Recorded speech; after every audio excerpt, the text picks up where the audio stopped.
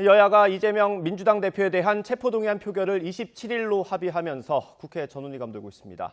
특히 비명계의 고심이 깊어지는 모습입니다. 최창렬 용인대 특임교수, 장성호 건국대 국가정보학과 교수와 전국 상황 정리하겠습니다. 어서 오십시오. 네, 안녕하세요. 안녕하십니까. 일단 27일 날 표결이 있을 거고요. 부결될 거라는 데는 이견이 없는 것 같고요. 이탈표가 얼마나 나올 거냐 여기에 관심이 가는 것 같은데 어떻게 전망하십니까? 글쎄 최근에는 이탈표가 하여튼 최근에 구속영장이 청구하기 전에는 그래도 상당한 그 이탈표가 나올 가능성이 있다 이렇게 이제 전망을 했는데 네. 구속영장이 청구되고 177쪽의 내용을 보면서 민주당 의원들의 생각이 조금 바뀌는 경향이 있고, 네. 이렇습니다. 이게 지금은 이제 사법 영역이 사실은 법치국가이기 때문에 죄가 있으면 검찰에서 수사를 받고 죄를 받아야 되는 것 아니겠습니까? 예. 그럼에도 불구하고 이재명 대표의 이 사법 리스크가 지난 대선을 거쳐서 지금까지 한 3년, 한 2년 정도 지금 쭉 끌어오기 때문에 그리고 내내 총선이 있지 않겠습니까? 네. 그래서 사법 영역이 정치 패권 프레임으로 전환이 된 상태다. 그렇기 때문에 내년 총선을 앞두고 우리가 분열하면 죽는다. 이런 어떤 그 당의 의식이 팽배해 있는 것이 아닌가 이렇게 생각이 들고 네. 그렇기 때문에 이탈표 물론 20석 정도가 나오면 총 계산해 보면 28석 아니겠습니까? 네, 28명입니다. 근데 민주당에서 20석 정도만 이탈표가 나오면 가결될 가능성도 있다고 보는 건데 제가 보기에는 한 5석 이내의 이탈표밖에 없지 않을까. 방송에 나오는 분들 언급하시는 건가요? 아니 방송에 나오는 분들도 찬성표를 던지지 않을 가능성이 상당히 크다고 봅니다. 사실 저 28명 정도가 나오려면 어떤 조직화가 좀 돼야 되지 않습니까, 교수님? 28표면 적은 표가 아니에요. 28표가 이탈하지 않으면 안 되는 상황인데 지금 이제 민주당 내에서도 비명계를 중심으로 해서 이제 당이 계속 이렇게 사법 리스크에 끌려다니면 안 된다라는 목소리가 분명히 있어요.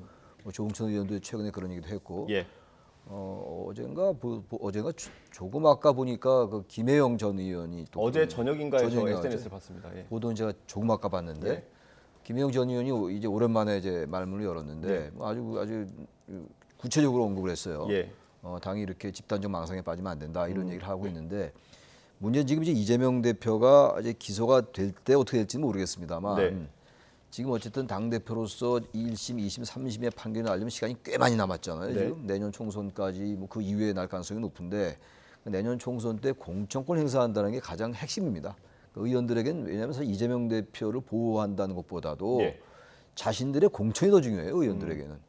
당선돼야 될 거 아니겠어요. 예. 근데 당선되려면 일단 1차 관문이 공천인데 만약에 다른 행동을 하면 공천을 못 받는다는 그런 위기의식이 의원들에게 있는 거예요. 제가 네. 항상 말씀드리는 게 여든 야든 그래서 지금 이 당의 소수의 파워 엘리트 그룹들이 당을 장악하는 거거든요. 공천 제도 때문에 그런 거거든요. 예.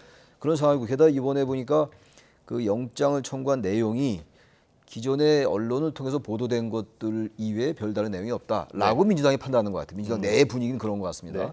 그리고 지금 이제 이원석 검찰총장은 직접 증거가 있다, 네. 물적, 인적 증거가 있고 서류나 문서가 다 있다라고 말씀을 했습니다만 민주당에서는 전원이나 진술, 번복된 진술 이외에는 여전히 직접 증거가 없다라는 게 민주당의 입장인 것 같아요. 네. 전반지. 그렇게 되니까 두 가지가 아까 말씀드린 공천과 관련된 거 하나, 그리고 현재 그 영장 청구가 좀 과하다.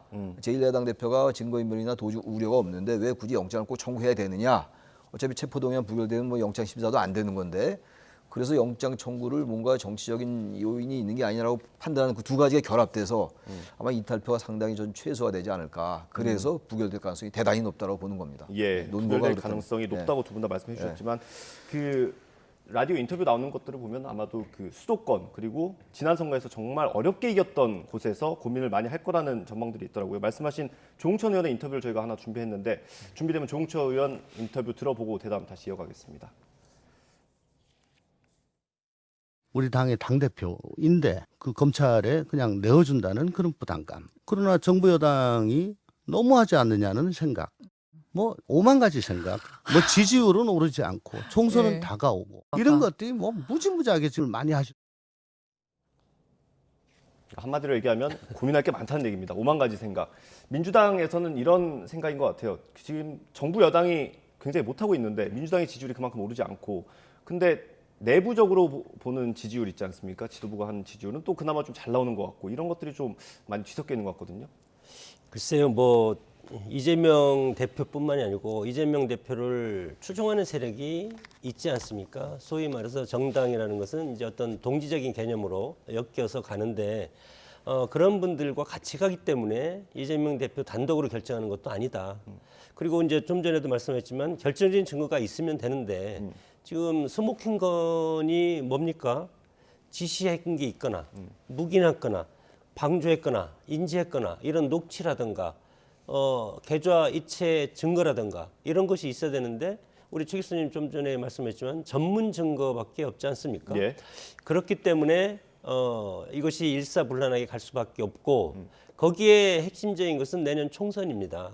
그래서 물론 보이지 않게 뒤에서 반대표를 무기명 비밀 투표이기 때문에 반대표를 던질 수는 있을 겁니다. 찬성하는 표이겠죠. 찬성이죠. 예. 찬성하는 표를 던질 수는 있겠지만 김혜영 의원은 지금 뭐 대놓고 이렇게 네. 이제 이재명 대표에 대해서 강하게 비판하고 있는 것은 예.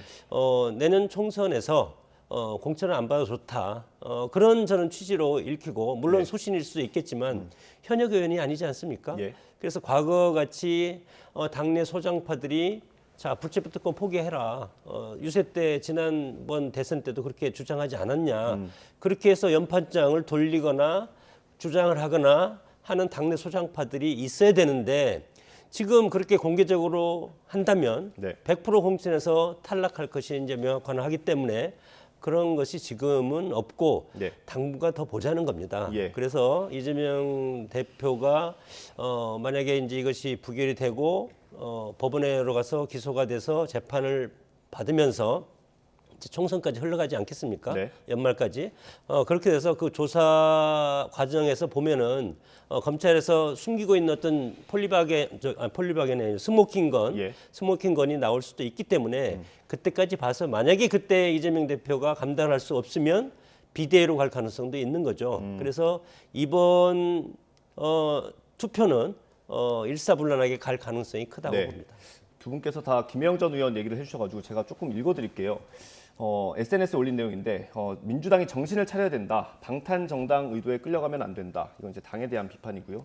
이재명 대표에 대한 직접적인 비판도 있어요. 이게 뻔뻔한 것도 정도가 있어야 된다. 이런 얘기까지 했거든요. 네, 그렇죠. 뭐 김혜영 전 의원이 완전히 작정을 하고 되게 오랜 기간 이제 아무 활동을 안 하다가 SNS에 올린 내용이고요. 이게 방탄 정당이라는 프레임이 여론에는 어떤 영향을 미칠지도 좀 중요할 것 같아요. 어쨌든 국민들은요 불체포 특권에 대해서는 반대하는 것 같아요. 뭐 다 모든 국민이 다 그렇지는 않겠습니다만 이 특권이란 말이 붙어 있잖아요. 면책 특권도 특권이란 예. 용어가 붙어 있는 거죠. 헌법에 물론 나와 있는 겁니다. 그래서 바꾸지 못하는 거란 말이죠. 근데 어쨌든 불체포 특권은 이런 거죠. 과거에 독재 정권이나 권위주의 정권이 야당 의원들 탄압하고 네. 그런 것들 때문에 그런 걸 방지하기 위한 장치였어요. 그러니까 지금은 맞지 않는 겁니다. 그럼 이재명 대표가 뭐 방탄한다 안 한다 논리를 떠나서 네. 그래서 불체포 특권에 대해서 부정적이거든요. 지금 민주당이 보면 이게 그래요. 보기에 따라서는 검찰이 꼭 영장을 청구했어야 되느냐. 네. 저도 그런 의견이 일리가 있다고 생각해요. 제1야당 대표가 증거인멸 도주 염려가 있을까? 물론 증거인멸은 별도의 문제긴 합니다만. 네. 근데 법률적으로는 또 그렇다고 그래요. 사안의 중대성이 바로 도주 염려와 연결된다고 그러더라고요. 아주 순수하게 법률적으로만 본다면 그렇다고 그래요. 근데 어쨌든 제1야당 대표가 도주한다는 게 좀 상상은 안 가잖아요. 그래서 영장을 꼭 청구 안 해도 불구속 기소하면 되는 거 아니냐라는 생각이 있지만 그게 많이 있는 것 같아요. 근데 그럼에도 불구하고 그렇다면 이재명 대표가 주장하는 게 이거 아닙니까? 한 푼도 받지 않았다. 예. 자금 흐름도 결국 내놓지 못하고 있지 않느냐. 우리 장 교수님 말씀하시죠. 저도 말씀드리고 네. 있습니다만. 그러면 그만큼 이게 검찰의 영장 청구가 부당했다면 심사를 받으라는 거잖아요. 네. 영장을 청구한다고 영장이 발부되는 건 아니란 말이에요. 오히려 차라리 그렇게 해서 깔끔하게 가서 법원에 가서 영장 심사를 받고 기각이 된다면 그럼 사실 이 게임은 끝나는 게임이에요. 예. 아니 그럼 기각되면 이제 검찰이 또 영장 청구할 수 있습니다만 예. 사실상 이런 상황에서 영장 청구가 1차적으로 기각된다. 그러면 검찰로서는 상당히 동력이 떨어질 거라고요. 근데 그 길을 택하면서 자신의 어떤 승부수도 던지고 당도 이 정당을 이 방탄 정당이라는 이런 프레임에서 벗어나긴 하고 난 그게 이재명 대표가 전 살 길인 것 같아요. 근데 며칠 전에 보니까 그 본청 계단 앞에 지역위원장 금요일입니다. 금요일이죠. 저 그림인데 저 그림이 누가 저걸 좋게 보겠어요, 솔직히. 야당 대표를 지금 수사하는 거고 사실 그건 성남시장 시절 때의 얘기들이란 말이에요. 네. 근데 모든 지역 현장에 나오고 보좌진까지 나와가지고 정적을 제거하는 거다, 뭐 야당을 탄압하는 거다, 검사 독재다, 그리고 뭐 사법 사냥이다 이런 얘기들. 그게 과연 중도층 유권자들에게 제가 항상 말씀드리는 겁니다만 네. 어떻게 받아들여질까를 생각할 필요가 있고요.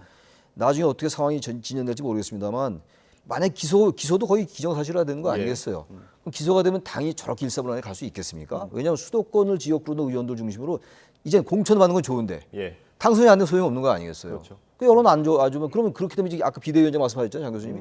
만약 기소가 되면 당의 여론 지형이 당내 지형이 바뀐다는 거예요. 예. 당내 여론 지형이 바뀌고 야, 이 이재명 대표는 곤란하다. 뭐 30까지 아니 많이 남았다 하더라도 그런 여론이 되면 당이 어떻게 바뀔지 모른다고 역학관계가. 예.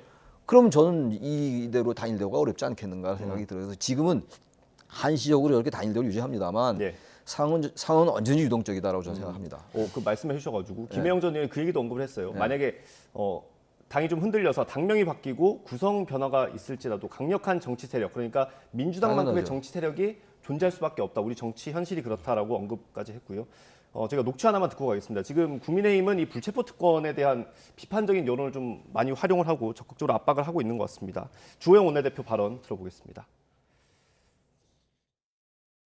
이재명 대표도 법조인이시니까 본인의 억울함을 국회의 불체포 특권 방탄에 숨어서 해결하려고 할 것이 아니라 정정당당하게 법원의 영장실질심사에 응해서 본인의 무고함을 밝혀야 할 것입니다.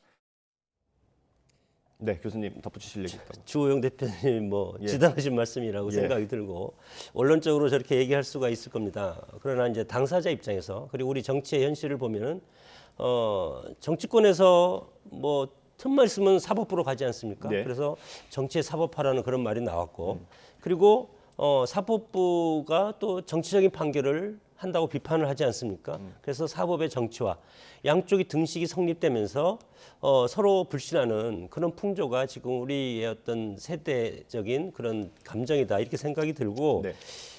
저도 그렇게 생각합니다. 이재명 대표가 정말 떳떳하다면 가서 본인이 대선 기간에 불체포 특권을 내려놓겠다, 정치개혁하겠다.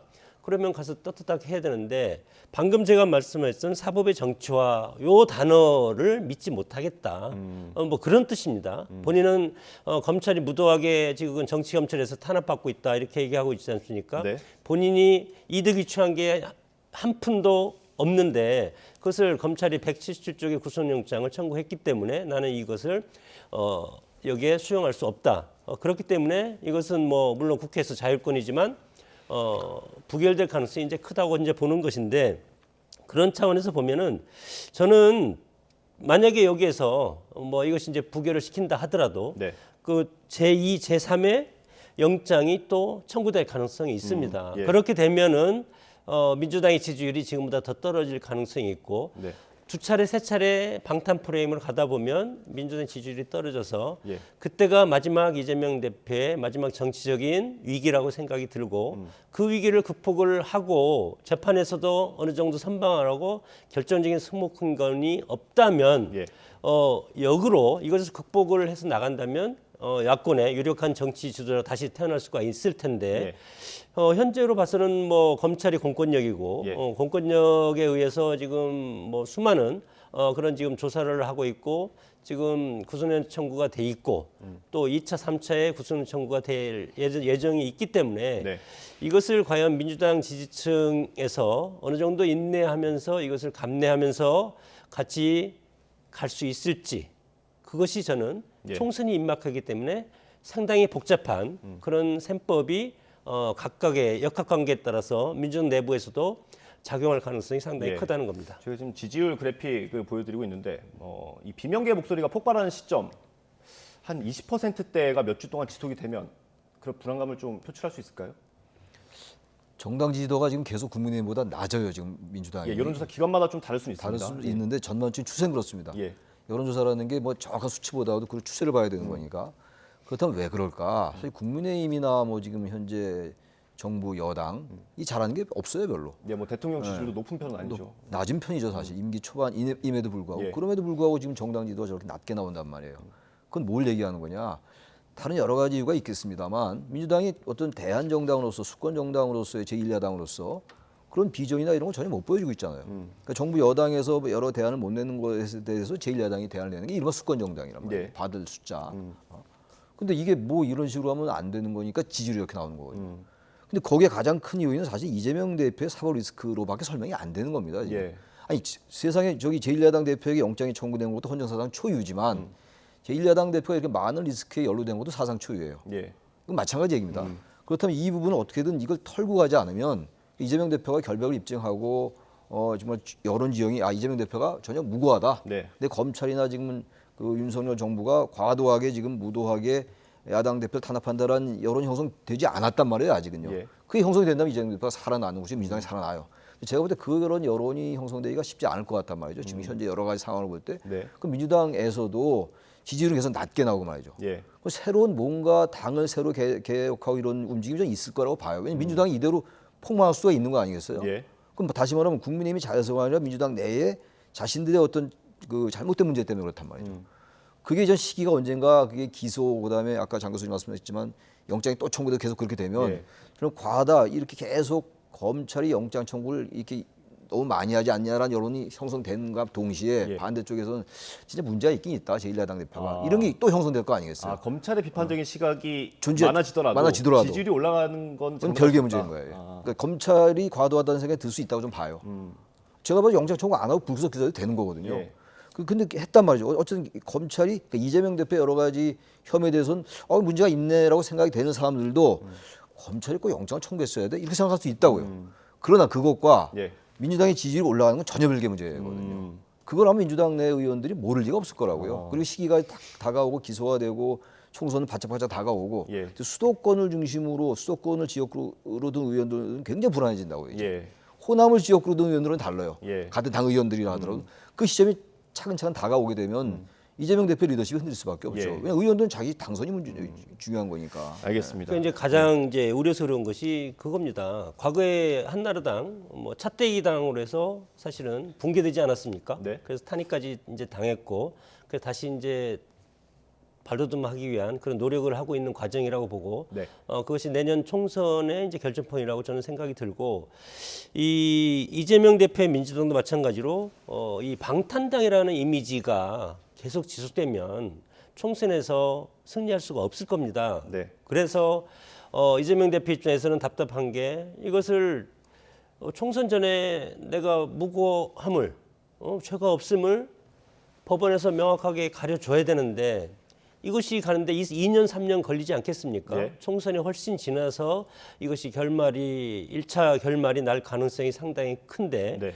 그때까지 이 방탄당이라는 이미지를 가지고 가냐 억울하지겠지만 네. 국민들 중도층 입장에서는 지지층은 결속하지만 중도층 20%는 이 방탄 프레임에 갇히면 여기에 손이 안 가지 않겠습니까? 그런 것이 한계점이고 또 중요한 것은 정당이라는 것은 집권할 수 있는 지도자가 보여야 되는데 네. 지금 민주당은 이재명 대표의 완전히 홀로 지도자 단독 지금 드리블 하는 형식으로 돼 있기 때문에 이재명 대표 이외에 차세대 지도자가 지금 보이지 않는다. 네. 이런 것이 저는 훨씬 더 큰 어떤 미래의 어떤 비전을 보일 수 있는 민주당의 한계가 지금 노출되고 있다. 그렇게 저는 판단이 듭니다. 알겠습니다. 오는 27일입니다. 다음 주 월요일 이제 국회에서 이재명 대표에 대한 체포동의안 표결이 있을 예정입니다.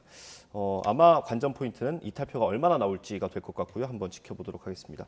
국민의힘 상황 좀 보겠습니다. 지금 과열되고 있는 양상인데 김기현 후보와 안철수 후보가 각각 또 탄핵을 언급을 했어요. 이게 서로 탄핵에 앞장섰다. 그러니까 당에 해를 끼쳤다 이런 주장을 하는 것 같은데 이게 뭐 당원들이 아니고 일반 국민이 봤을 때는 그럼 탄핵을 부정하는 건가? 이렇게 들릴 수 있을 것 같거든요. 국민의힘 경선이 지금 처음부터 이제 이른바 이제 대통령실의 당무 개입 논란 그리고 나경원 전 의원의 이제 불출마 이게 굉장히 큰 반향을 불러일으켰어요. 안 좋은 반향이었어요. 예.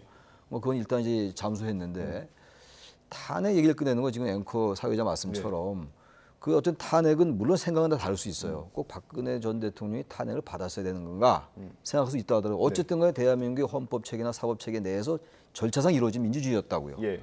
많은 국민들이 촛불로 이제 자기의 의견을 표시했던 것이고 그러니까 그때 일반 광장 민주주의 차원에서 촛불 들고 나온 거를 그거를 무슨 뭐 좌파 이렇게 볼 수는 없는 거잖아요. 네. 뭐 진보 보수의 영역이 아니었단 말이에요. 근데 이제 와서 지금 국민의힘 경선을 하면서 당신이 탄핵에 참여했기 때문에 당신 문제다라고 서로 얘기하는 거 아니에요. 네. 전혀 당당해 보이지 않는다. 저도 안철수 의원은 그렇게 얘기하면 안 돼요. 예. 김기현 후보야 어쩔 수 없이 뭐 이제 윤심을 엎고 있으니 그렇게 한다 치더라도 안철수 후보는 지금 추격자 입장이잖아요. 예. 그 뭔가 다른 매력을 보여줘야 된다고요. 난 당당히 탄핵에 참여했다. 탄핵이 뭐가 문제냐? 탄핵에 참여. 이렇게 나왔어야죠. 근데 그러질 않고 자꾸 김기현 후보의 그 페이스에 말리는 거예요. 예. 저거는 제가 볼 때 선거 전략상으로 봐도 상책이 아니다. 하책이 하책. 예. 그러니까 안철수 후보가 처음에 굉장히 치고 잘 나갔는데 최근에 와서 보면 이게 자꾸 김기현 후보가 되는 거 아니야? 이런 지금 전망이 많잖아요. 솔직히 말씀드려서. 그렇습니까? 뭐 저는 그렇게 생각해요. 뭐 다들 그렇게 얘기하대요. 방송 나와서. 그렇습니까? 예. 예. 저도 교수님의 개인적인 의견으로. 예. 개인적 의견인데 그렇다면 안철수 의원이 뭔가 새로운 전략을 택해야 돼요. 자꾸 김기현 후보에 말리지 말고 과감하게 비판했으면 비판할 것은 비판하고요. 당내 민주주의 차원에서 이러이러한 게 잘못됐다고 얘기해야죠. 그래야지 비윤을 결집하고 설령 만약에 대표가 안 되더라도 자신의 정치적 장래가 열리겠죠. 예. 그렇지 않고 만약에 승패를 떠나서 자꾸 김기현 후보나 그 윤심을 의식해서 발언하다 보니까 A도 아니고 B도 아닌 게 되는 거죠.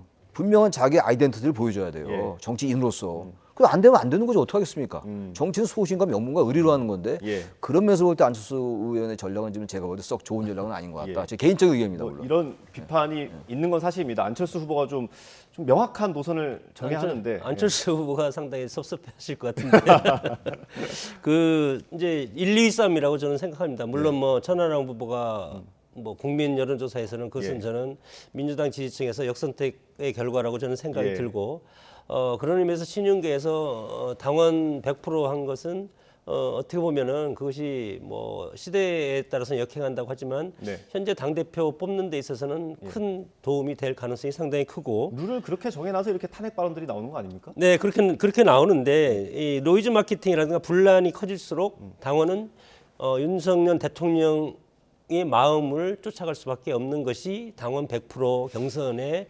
함정이라고 봅니다. 그렇기 때문에 뭐 최 교수님 방금 말씀하셨지만 저도 이렇게 노이즈 마케팅이라든가 이렇게 뭐 분란이 일어날수록 김기현 후보가 정치적 이득을 볼 개연성이 상당히 크고 네.